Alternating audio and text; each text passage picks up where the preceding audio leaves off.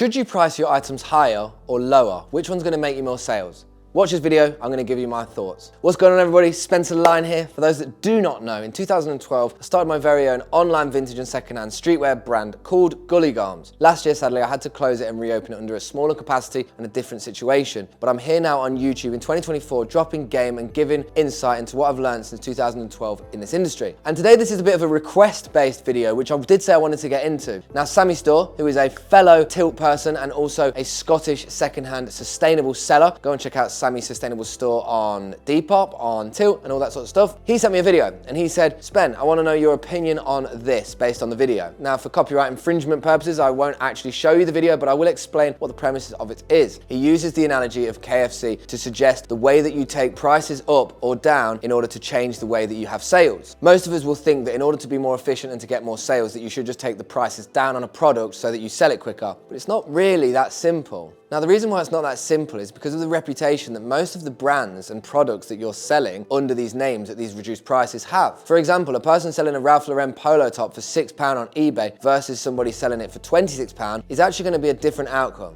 And I guarantee you that the person who's selling for £26 will have a higher chance of a successful sale rather than the £6 because of the brand's reputation and as a result, the people who actually buy that brand. And this is where we come into it, reputation-based selling and how that price will actually make a difference for what you do. For me, in the last few years, I've been on the lower priced items and selling things in volume. And the reason why I've done that is when you become a volume seller, the whole point and premise of that is that you do reduce the price in order to increase the probability of more sales. And that's almost besides the point of the brands you're selling. It's just as a group process, you go, this is a volume selling scheme and I am going for maximizing the amount of items I sell by a volumetric process. Whether it's Nike, whether it's Ralph, whether it's Adidas, until I sell things at £1 no reserve and I show everything on the live streams and show you that it's authenticated and all that sort of stuff. And it is separate to this point that Sammy's bringing through with this video that he sent to me. I really wanted to just chime down in on my thoughts on whether it is better for you to increase the price of your items or reduce them. And what I would say is the first thing you have to do is assess the brands that you are selling. Look at the price that these brands are selling new. So for example, if you sell Adidas sweatshirts, how much does an Adidas sweatshirt new actually cost from the Adidas store? Understand where the actual price of it new fares against it. See, something like Ralph Lauren is a perfect example because Ralph Lauren shirts new are about 110 to 120 pounds. So people that actually sell them are in a much better position to actually leverage that price rather than selling it so cheap. You think if someone actually saw a Ralph Lauren t-shirt for £2 on a website, they would probably think,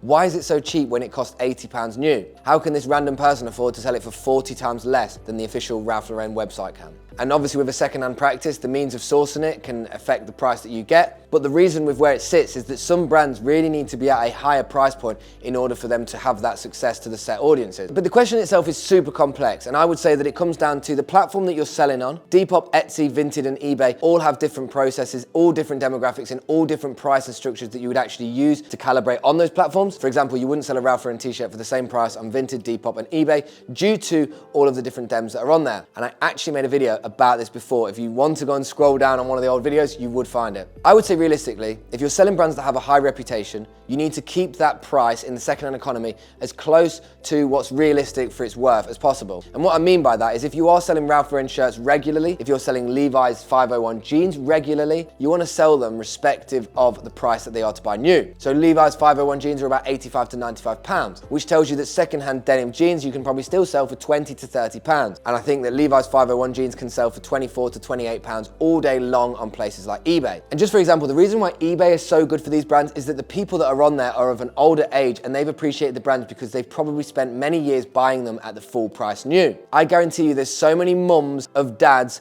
that are on eBay that are going, oh, Tony will like these Levi's jeans. I always used to buy them new for like 10 years, they're 90 quid. And now things are different, money's a bit tighter, let's go for the £20 on eBay. But if that same person who bought them for £90 saw them for £10, they're gonna be like, I wouldn't buy it for £10 because there has to be something wrong with it. And this is the other thing, the lower the price, the more questions you actually get. The higher the price, the less questions you get. And the counteracting force that can change it is in fact the aesthetic and the way that you present your products. If you are showcasing your products in the best way and you're justifying that price, then there's a higher chance that you will sell it at a more reputable, realistic price. Whereas if your photos don't look great, you don't look like you've put any effort and the price is really low, people will assume that there's something wrong with it, that you're a wardrobe seller, you're not serious, and that the product is no good for for them. And believe it or not, they might even think that it's fake, even if it looks the exact same as some other one that they've seen for twice the price. So look at the brands you're selling, look at the prices they cost new, think about the demographic of the people who would typically buy them new as well, think about the demographic of people who would be forced to buy them at secondhand, consider and question the perspective that those people would have based on the low prices on secondhand, and know where your leverage is. If you see 100,000 Adidas t-shirts online and you're trying to sell them for £25 and you're thinking, why isn't it going? It might be because the base layer price goes for £12 to £14. So you have to assess the market and look at things. Guys, if you want more tips on strategizing and converting more sales, my Patreon link is down below,